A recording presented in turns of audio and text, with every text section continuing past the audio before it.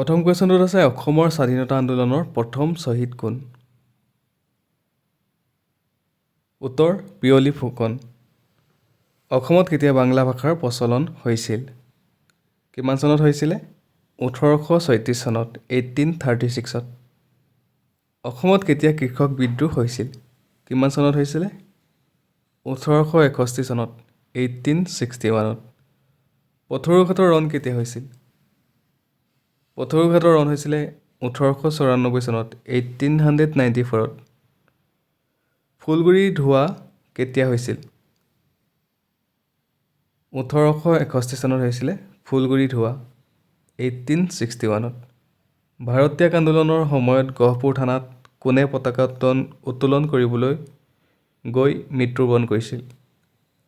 কনকলতা বৰুৱা। কুশল কোঁৱৰক কেতিয়া ফাঁচি দিয়া হৈছিল? 1943 চনত ফাঁচি দিয়া হৈছিল, 1943। অসমৰ স্বাধীনতা সংগ্ৰামৰ প্ৰথম মহিলা শ্বহীদ কোন আছিল? মালতী মেম। ধন্যবাদ। আজিৰ ভিডিঅ'ত এইকেইটা আছিলে। খুবেই ইম্পৰ্টেণ্ট কুৱেশ্যন আহি থকা সকলো ধৰণৰ কম্পিটিটিভ এক্সামৰ কাৰণে ইম্পৰ্টেণ্ট হয় এইকেইটা কুৱেশ্যন। আৰু যদি ভিডিঅ'টো চাই ভাল পালে চেনেলটো ছাবস্ক্ৰাইব কৰি দিব, ভিডিঅ'টো লাইক এটা কৰিব, সকলোকে শ্বেয়াৰ কৰি দিব। ধন্যবাদ।